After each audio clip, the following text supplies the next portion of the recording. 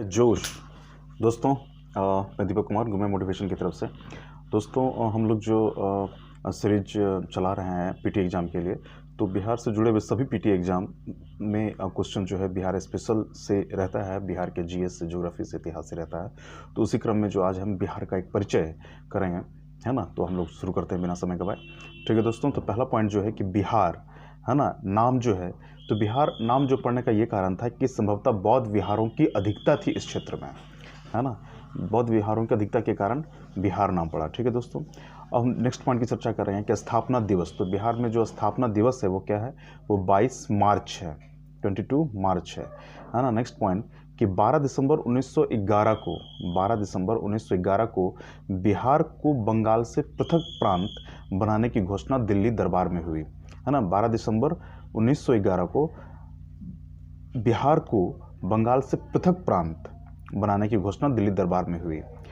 जो दूसरा पॉइंट है दोस्तों कि 22 मार्च, है ना, कि स्थापना दिवस 22 मार्च को मनाते हैं, तो 22 मार्च 1912 को बिहार एवं उड़ीसा संयुक्त प्रांत के गठन की घोषणा विधिवत जारी की गई।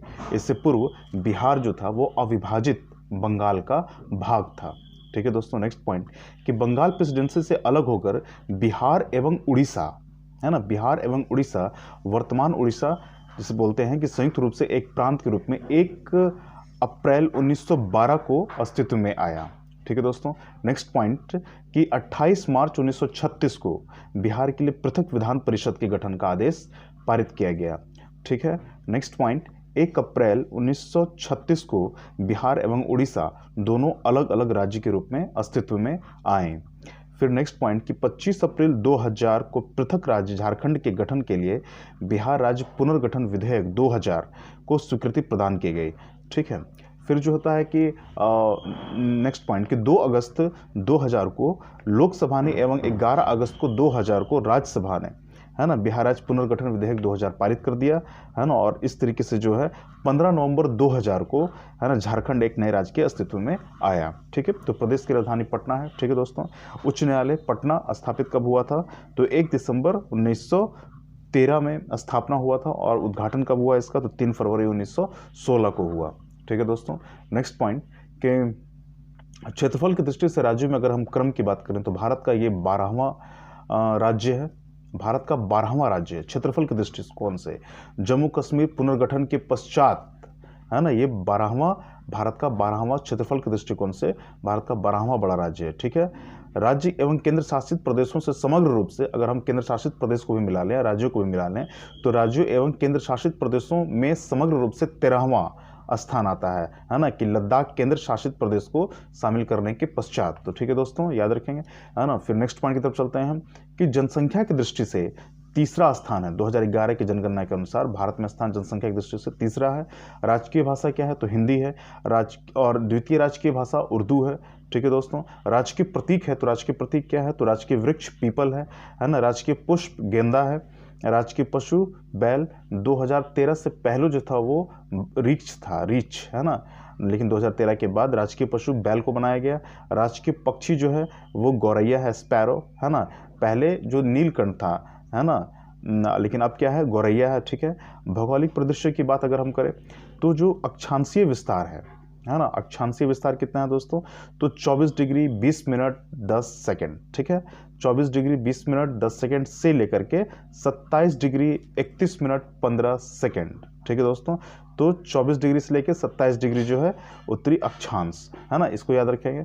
फिर हम लोग बात करते हैं देशांतरीय विस्तार के बारे में बिहार का, तो देशांतरीय विस्तार कितना है, तो 83 डिग्री 19 मिनट 50 सेकेंड। ठीक है, और से लेकर के 88 डिग्री 17 मिनट 40 सेकेंड, है ना, पूर्वी देशांतर। ठीक है दोस्तों, फिर नेक्स्ट पॉइंट की तरफ चलते हैं कि क्षेत्रफल अगर बिहार का हम जानना, तो क्षेत्रफल कितना है, तो 94,163, 94163। ठीक है, 94163। ठीक है, वर्ग किलोमीटर, है ना। लंबाई कितनी है, तो लंबाई है 345 किलोमीटर, 345 345 किलोमीटर। ठीक है दोस्तों, फिर चौड़ाई कितनी है पूरब से पश्चिम की ओर, लंबाई यानी कि उत्तर से दक्षिण की बात करें तो उत्तर से दक्षिण जो है एकदम बिल्कुल 3 4 5, है ना, बिल्कुल आसान है, 3, 4, 5 किलोमीटर। और चौड़ाई की अगर बात करें पूर्व से पश्चिम की ओर तो कितना है वो, चौड़ाई से अगर हम बात करें तो पूर्व से पश्चिम की ओर तो 483, ठीक है, 483 किलोमीटर। फिर शहरी क्षेत्रफल की बात करते हैं तो शहरी क्षेत्रफल कितना है, शहरी क्षेत्रफल जो है इसका जो है 1095.49 वर्ग किलोमीटर, है ना। ग्रामीण क्षेत्रफल की अगर हम बात करें तो ये है 92,297.51 वर्ग किलोमीटर, 92257.51 वर्ग किलोमीटर, ठीक है। समुद्र तल से ऊंचाई कितनी है बिहार की, तो समुद्र तल से ऊंचाई है 173 फीट, 173 फीट, ठीक है दोस्तों, है ना। और जो है सामान्य वर्षा कितनी होती है, तो यहाँ 1205 मिलीमीटर, ठीक है, 1205 मिलीमीटर, है ना। और लेकिन क्या हुआ था कि वर्ष 2017-18 में देखें तो वह कम हुआ था, ये मात्र 994.4 994.4 मिलीमीटर हुआ था, ठीक है। और सामान्यतः 1205 मिलीमीटर होता है, लेकिन 2017-18 में 994.4 994.4 मिलीमीटर, ठीक है। औसत वर्षा दिवस जो है यानी कि एक दिन में कितनी होती है, तो 52.5, है ना, औसत वर्षा दिवस है यहाँ पर, ठीक है दोस्तों। अब अवस्थिति क्या है बिहार की, तो बिहार भारत के जो है पूर्वी भाग में स्थित है, ठीक है। यह एक भू अवस्थित राज्य है, यानी कि ये जो है समुद्र से इसका कोई कांटेक्ट नहीं है, ठीक है। ये उत्तर में नेपाल देश है, दक्षिण में झारखंड है, पूर्व में झारखंड है ना, एवं पश्चिम बंगाल है, पूर्व में झारखंड एवं पश्चिम बंगाल है, ठीक है, तथा पश्चिम में उत्तर प्रदेश राज्य से घिरा है, ठीक है दोस्तों। अब बिहार नेपाल की संयुक्त अंतर्राष्ट्रीय सीमा जो है 729 यानी कि 7 to 9 किलोमीटर लंबी है, ठीक है दोस्तों। फिर हम लोग नेक्स्ट पॉइंट की तरफ चलते हैं कि प्रशासनिक प्रदेश जो है, प्रमंडल जो है ना, तो प्रमंडल 9 है पूरे बिहार में। प्रमंडल अगर हम बात करें तो 9 प्रमंडल है, पटना, मगध, सारण, तिरहुत, दरभंगा, कोसी, पूर्णिया, मुंगेर एवं भागलपुर। जिला कितने हैं, तो 38 जिला है पूरे बिहार में, ठीक है दोस्तों। अनुमंडल कितना है, तो 101 है, ठीक है। सामुदायिक विकास खंड कितना है, जिसको ब्लॉक बोलते हैं, तो 534 प्रखंड है यहाँ पर, 534 प्रखंड है, ठीक है। अब पंचायत कितना है, तो पंचायत जो है 8,406, ठीक है दोस्तों। राजस्व ग्राम कितना है, तो 45,103, है ना, राजस्व ग्राम है। और नगर कितने हैं, नगरीय संकुल कितने हैं, तो 14 है, 14 है, ठीक है। और अगर हम और नगरीय संकुल या समूह की बात करें तो 14 है, और अगर हम नगर की बात करेंगे बिहार में तो कितना है, 199, ठीक है, 199, ठीक है दोस्तों, है ना। पुलिस जिला कितना है बिहार में, तो पुलिस जिला है 44, है ना। पूरे बिहार को 44 पुलिस जिलों में बांटा गया है, 40। ऐसे रियल में जिला कितना है, तो 38 है ना, लेकिन पुलिस जिला अगर हम कहें तो कितने भागों में बटा हुआ है ये बिहार जो है, 44। पुलिस जिला कितना है, तो ये 44 याद रखेंगे, 44, ठीक है। महानगर तो यहाँ एक ही महानगर है, पटना, ठीक है दोस्तों। विधानमंडल है ना, तो द्विसदनीय विधानमंडल है यहाँ पर, विधानसभा, विधान परिषद। विधानसभा की सीटों की संख्या कितनी है, तो ये है 243, 243, 243 है, ठीक है दोस्तों। विधान परिषद में सदस्यों की संख्या कितनी है, तो 75 है, 75 है ना। लोकसभा में सीटों की संख्या कितनी है, तो ये 40 है। और राज्यसभा में सदस्यों की संख्या कितनी है बिहार में, तो ये 16 है, 16, ठीक है, 16। लोकसभा में अनुसूचित जाति की आरक्षित सीटें कितनी है ना, तो 6 आरक्षित सीटें हैं यहाँ पे अनुसूचित जाति की। और विधानसभा में अनुसूचित जाति की आरक्षित सीटें कितनी हैं, तो 38। यहाँ पे विधानसभा में टोटल सीट कितनी थी, तो 243, 243 थी। लेकिन क्या है कि विधानसभा में अनुसूचित जाति की आरक्षित सीट की अगर हम बात करें तो 38, ठीक है, 38, ठीक है दोस्तों। विधानसभा में अनुसूचित जनजाति की आरक्षित सीटें कितनी है, तो ये है केवल 2, ठीक है, केवल 2, है ना। राज्य की सीमा को स्पर्श करने वाले राज्य हैं 3, राज्य की सीमा को स्पर्श करने वाले राज्य हैं 3, झारखंड, है ना, रोहतास, औरंगाबाद, गया, झारखंड, रोहतास, औरंगाबाद, गया, नवादा, जमुई, बांका, भागलपुर, कटिहार, ठीक है। तो राज्य की सीमा को स्पर्श करने वाले 3 राज्य हैं, है ना। झारखंड, तो झारखंड का जो है वो झारखंड कौन कौन डिस्ट्रिक्ट उसको टच करता है झारखंड को, तो रोहतास हो गया, औरंगाबाद हो गया, गया हो गया, नवादा हो गई, जमुई, बांका, भागलपुर, कटिहार। यानी कि झारखंड के एक जो है झारखंड से टच करने वाले बिहार के कितने जिले हो गए, है ना, तो वो हो गए जैसे कि 1 2 3 4 5 6 7 8 जिले, बिहार के 8 जिले जो है वो आपको झारखंड से टच करते हैं, है ना। कौन कौन जिले हैं वो, तो रोहतास, औरंगाबाद, गया, नवादा, जमुई, बांका, भागलपुर, कटिहार, ठीक है, ये झारखंड की सीमा को टच करते हैं, है ना। फिर हम देखते हैं कि उत्तर प्रदेश, तो उत्तर प्रदेश जो है ना, उत्तर प्रदेश से जो टच करने वाले बिहार के ज़िले हैं वो कौन कौन से हैं, उन्हें हम देख लेते हैं। रोहतास, कैमूर, बक्सर, आरा, सारण, सिवान, गोपालगंज, पश्चिम चंपारण, है ना। तो ये भी देखते हैं कि हम 1 2 3 4 5 6 7 8, तो ये भी 8 है, यानी कि उत्तर प्रदेश से भी बिहार के 8 जिले सटते हैं, है ना, और झारखंड से भी 8 जिले सटते हैं। ठीक है दोस्तों। और फिर हम देखते हैं पश्चिम बंगाल से कौन कौन जिला सटता है बिहार का। तो पश्चिम बंगाल से सटने वाला जो है कटिहार, पूर्णिया, किशनगंज, है ना। कटिहार, पूर्णिया, किशनगंज ये पश्चिम बंगाल से सटते हैं। ठीक है दोस्तों, है ना। तो राज्य की सीमा को स्पर्श करने वाला कौन सा देश है, तो देश एक ही है, नेपाल, है ना, जो राज्य की सीमा से टच करता है। ठीक है दोस्तों, है ना। नेपाल से सटे बिहार के जिले कौन कौन से और ये कितने जिले हैं, संख्या कितनी है इसकी, है ना। तो नेपाल से सटे बिहार के जो जिले हैं वो है पश्चिम चंपारण, पूर्वी चंपारण, सीतामढ़ी, मधुबनी, है ना, सुपौल, अररिया, किशनगंज। तो टोटल कितने जिले होंगे नेपाल से जो सट रहे हैं, वो है 1 2 3 4 5 6 7, है ना। तो 7 जिले जो हैं बिहार के, 7 जिले जो हैं, है ना, तो 7 जिले जो हैं वो बिहार के, 7 जिले जो हैं वो नेपाल से सटते हैं। ठीक है। और तो याद रखेंगे हम इसको। भारत का कुल क्षेत्रफल जो है में प्रतिशत कितना है बिहार का, तो 2.86% जो है भारत के टोटल क्षेत्रफल में 2.86% जो है वो बिहार है। ठीक है। कुल वन क्षेत्र कितना है बिहार के क्षेत्रफल का प्रतिशत, बिहार का अगर टोटल क्षेत्रफल हम ले तो उसमें वन कितना है यहाँ पर, तो वन है 7.76%। ठीक है, 7.76%। ठीक है। जलवायु कैसी है बिहार की, तो मानसूनी जलवायु है ना। सबसे बड़ी जो नदी है, सबसे बड़ी नदी वो कौन है, तो वो गंगा है। सबसे गर्म कुंड कौन है बिहार राज्य का, तो वह है ब्रह्मकुंड, ब्रह्मकुंड। ठीक है दोस्तों। फिर सर्वाधिक पाई जाने वाली मिट्टी कौन सी है, तो यहाँ जलोढ़ मिट्टी सर्वाधिक पाई जाती है ना। सर्व प्रमुख खाद्य फसल कौन सी है बिहार की, तो चावल है। ठीक है। सर्वाधिक क्षेत्रफल वाला 3 जिला, है ना, घटते क्रम में सर्वाधिक जनसंख्या वाला जो है, सर्वाधिक क्षेत्र, पहले हम बात करते हैं सर्वाधिक क्षेत्रफल की, है ना। तो सर्वाधिक क्षेत्रफल यानी कि सबसे बड़ा कौन है, फिर उससे छोटा कौन है, फिर उससे छोटा कौन है ना। तो 3 जिला हम देखेंगे, मतलब कि घटते क्रम में सबसे बड़ा कौन जिला है, तो पश्चिम चंपारण। बिहार में सबसे बड़ा जिला कौन है, तो पश्चिम चंपारण पहले नंबर पर। दूसरे नंबर पर कौन है, तो गया है। तीसरे नंबर पर कौन है, तो पूर्वी चंपारण है। ठीक है दोस्तों, है ना।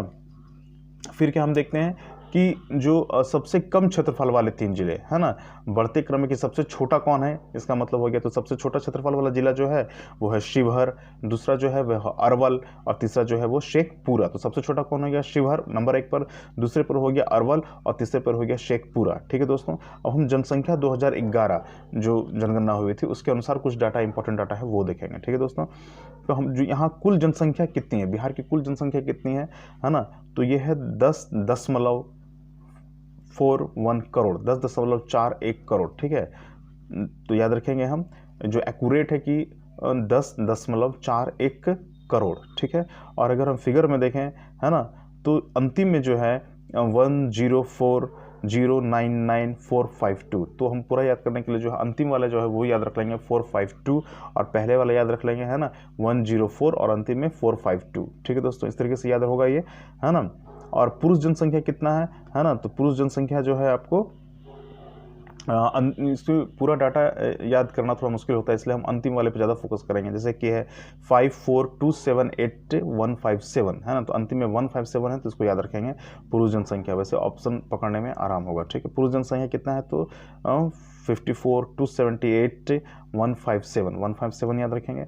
महिला जनसंख्या कितनी है, तो 49, है ना, 821, 295, तो 295 को याद रखेंगे, है ना।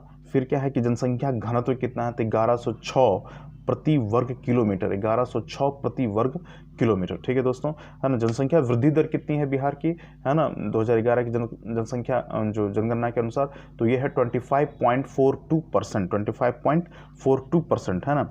अब भारत की कुल जनसंख्या का कितना है, बिहार की जनसंख्या भारत की कुल जनसंख्या का कितना है, तो है 8.60%, 8.60%। ठीक है। लिंगानुपात, लिंगानुपात कितना है, तो 918। ठीक है। लिंगानुपात कितना है बिहार का, तो 918, 918। ठीक है। शिशु लिंगानुपात कितना है, तो शिशु लिंगानुपात कुछ ज़्यादा है ना, ये 935 है, 935। ठीक है। तो लिंगानुपात ऐसे है 918, और जो है शिशु लिंगानुपात जो है वो है 935। ठीक है। फिर क्या है कि साक्षरता दर, साक्षरता दर जो है ये 61.80% है। ठीक है। साक्षरता दर कितना है, 61.80%। पुरुष साक्षरता दर जो है वो 71.2 71.2% है, एकदम एक्यूरेट याद होना चाहिए यहाँ पे 71.2%। महिला साक्षरता दर जो है 51.5% है, 51.5% है, और ग्रामीण साक्षरता दर जो है 59.78% है। ठीक है, ग्रामीण साक्षरता दर 59.78% है। ठीक है, और जो है और महिला साक्षरता दर जो है वो 51.5% है, 51.5%। ठीक है, लेकिन पुरुष साक्षरता दर याद रखेंगे 71.2% है। ठीक है, तो हम लोग थोड़ी ग्रामीण साक्षरता दर के बारे में बात कर लेते हैं। 59.78% है। ठीक है, उसमें पुरुष जो है वो 69.67% है ना, और महिला 49% है ना। अगर शहरी साक्षरता की हम बात करें तो जो है ये ज़्यादा है, 76.86% है, और पुरुष जो है 82.56% है शहरी क्षेत्र में, और शहरी क्षेत्र में महिला जो है 70.49% है। ठीक है दोस्तों, ग्रामीण जनसंख्या कितनी है तो 88.71% ग्रामीण जनसंख्या है बिहार में। ठीक है, शहरी जनसंख्या कितनी है तो 11.29%, 11.29% शहरी जनसंख्या है। ठीक है ना। सर्वाधिक जनसंख्या वाले 3 जिलों का नाम लेना है, तो सबसे बड़ा जनसंख्या वाला जिला कौन सा हो जाएगा तो पटना है वो। ठीक है, दूसरे नंबर पर है पूर्वी चंपारण, और तीसरे नंबर पर है मुजफ्फरपुर। तो पटना, पूर्वी चंपारण, याद रखना है कि पूर्वी चंपारण का जनसंख्या जो है वो ज़्यादा है ना। तो पटना हो गया नंबर 1 पर सबसे ज़्यादा, फिर उसके बाद है पूर्वी चंपारण दूसरे नंबर पर, और तीसरे नंबर पर है मुजफ्फरपुर। ठीक है दोस्तों, है ना। न्यूनतम जनसंख्या वाले 3 जिले कौन से हैं तो न्यूनतम जनसंख्या, सबसे कम जनसंख्या बिहार में, सबसे कम जनसंख्या किस जिले का है तो वो है शेखपुरा। ठीक है, शेखपुरा पहले नंबर पे, और दूसरा है शिवहर, और तीसरे नंबर पर है अरवल। ठीक है, तो सबसे कम कहाँ है जनसंख्या, शेखपुरा में जनसंख्या सबसे कम है। फिर शेखपुरा से ज़्यादा दूसरे नंबर पर कौन है तो वो है शिवहर, है ना।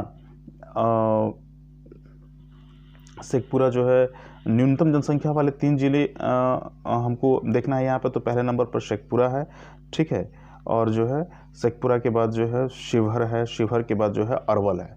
ठीक है दोस्तों, इसके बाद जो है हम देखते हैं कि सर्वाधिक जनघनत्व वाले 3 जिले हैं, सर्वाधिक जनघनत्व वाले 3 जिले हैं, है ना। तो जनघनत्व सबसे ज़्यादा जो है वो शिवहर का है, 1800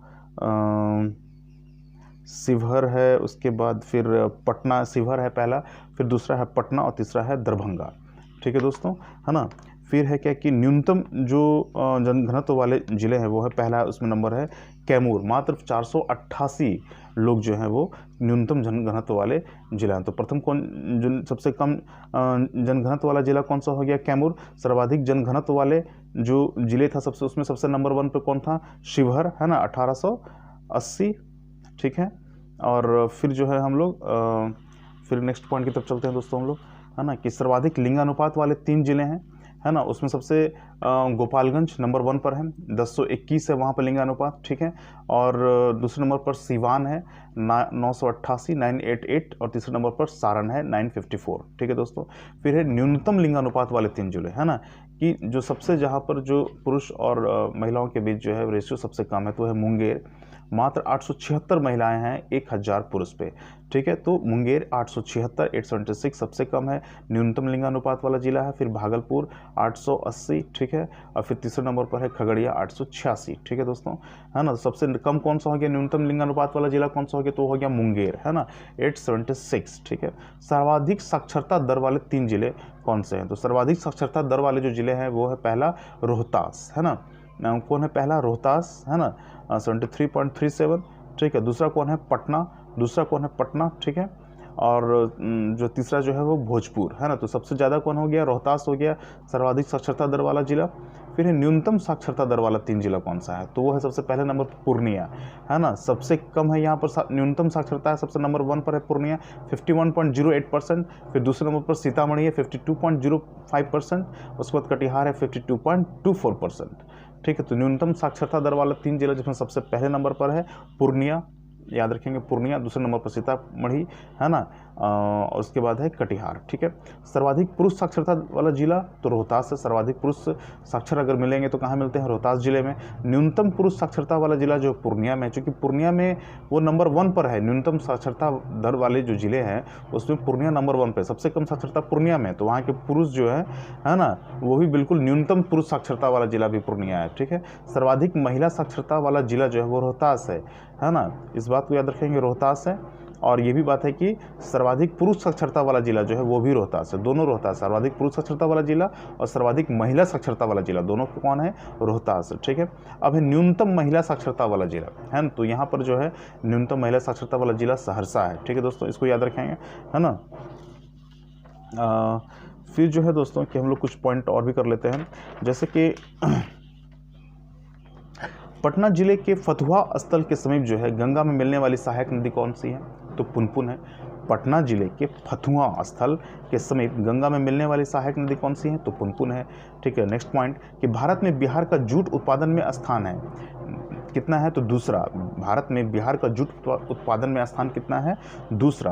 त्रिवेणी नहर का उद्गम होता है गंडक नदी से। ठीक है, त्रिवेणी नहर का उद्गम कब होता है, कहाँ से होता है? तो गंडक नदी से, याद रखेंगे। कैमूर का पठार प्रसिद्ध है चूना पत्थर के लिए। ठीक है, कैमूर का पठार प्रसिद्ध है चूना पत्थर के लिए। अनुपम झील बिहार में किस जिले में है? तो अनुपम झील है वो कैमूर में है। ठीक है, अनुपम झील कहाँ है? तो कैमूर जिले में है। बिहार का सबसे बड़ा वन्य जीव अभयारण्य कौन है? तो वो है कैमूर वन्य जीव अभयारण्य। ठीक है, बिहार का कुल भौगोलिक क्षेत्रफल कितना है? तो 94,163 वर्ग किलोमीटर, 94,163 वर्ग किलोमीटर। ठीक है, बिहार के सोमेश्वर पर्वत श्रेणी का निर्माण काल क्या है? तो प्लेस्टोसीन काल में बना था। प्लेस्टोसीन काल में जो है बिहार के सोमेश्वर पर्वत श्रेणी का निर्माण हुआ था। फिर नेक्स्ट पॉइंट कि बिहार में राष्ट्रीय राजमार्गों की कुल लंबाई जो है सड़क परिवहन और राजमार्ग मंत्रालय भारत सरकार के अनुसार जो है 5,358 किलोमीटर है ना, 5,358 किलोमीटर है। ठीक है, जबकि बिहार आर्थिक समीक्षा के अनुसार जो है वो 4,917 किलोमीटर है। ठीक है, इसको देखेंगे हम लोग।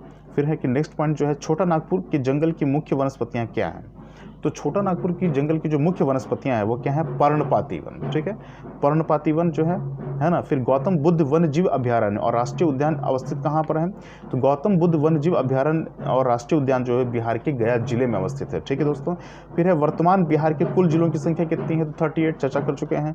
बिहार में मुख्य खाद्यान्न फसलें तो चावल, गेहूँ, मक्का, और सब सर्वाधिक जो मुख्य फसल है खाद्यान्न का तो वो है चावल। ठीक है दोस्तों, है ना। फिर किस खनिज के उत्पादन में बिहार का एक अधिकार है? तो पाइराइट, है ना। किस खनिज के उत्पादन में बिहार का एक अधिकार है? तो पाइराइट सबसे मिलता है। हाँ दोस्तों, यहाँ पर मैं बता देना चाहूँगा कि बिहार के खनिज पर चर्चा जो है सबसे हम लोग एक अलग वीडियो में कर चुके हैं। फिर भारत के खनिज और विश्व के खनिज पर भी चर्चा जो है हम लोग एक वीडियो में कर चुके हैं। आप गुमे मोटिवेशन के जो आप उसमें प्लेलिस्ट में जाइएगा तो आपको वहाँ पर मिल जाएगा, है ना। और भी बहुत सारे वीडियो हैं, आपको तैयारी करने में काफ़ी मददगार साबित होंगे। तो ठीक है दोस्तों, नेक्स्ट पॉइंट भी चर्चा करते हैं हम कि गंडक, घाघरा एवं सोन नदी गंगा में कहाँ कहाँ मिलती है? तो गंडक मिलती है कहाँ पर? वो है पहलेजा, पटना में मिलती है। गंडक नदी मिलती है पहलेजा, पटना में मिलती है। फिर घाघरा, जिसे सरयू भी बोलते हैं, यूपी में सरयू बोलते हैं और घाघरा बोलते हैं बिहार में। तो घाघरा कहाँ मिलती है? तो सारण जिला मिलती है, रेविलगंज के पास, है ना।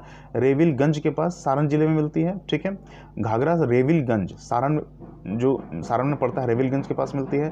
फिर सोन नदी जो है गंगा में कहाँ से मिलती है? तो सोन नदी जो है दिगवारा जो घाट है पटना के पास मिलती है। ठीक है, इसको याद रखेंगे। ठीक है दोस्तों, कि बिहार सरकार के वाणिज्य एवं उद्योग मंत्रालय द्वारा विकसित निर्यात संवर्धन जो औद्योगिक पार्क अवस्थित है ना, ये उच्च स्तरीय अवसंरचनात्मक सुविधाओं से युक्त निर्यात प्रसंस्करण क्षेत्र से जुड़ा हुआ है। और फिर हम देखते हैं कि वर्ष 2011 की जनगणना के अनुसार जनसंख्या की दृष्टि से बिहार का तीसरा स्थान है। ये तो हम लोग डिस्कशन कर चुके हैं दोस्तों, है ना। फिर हम लोग देखते हैं कि मार्च 1920 में लेजिस्लेटिव काउंसिल के भवन का निर्माण शुरू हुआ और यह उसी वर्ष बनकर तैयार हो गया। जो लेजिस्लेटिव काउंसिल जो भवन है बिहार का, तो मार्च 1920 में बना है। ठीक, अब एक नया भवन भी उसके परिसर में तैयार हो गया है विधानसभा का, है ना। ये भी जानकारी रखना है। ठीक है, और जो महामहिम माननीय श्री सत्येंद्र प्रसन्न सिन्हा जो थे वो, है ना, वो राज्य के प्रथम भारतीय राज्यपाल नियुक्त किए गए। ठीक है, फिर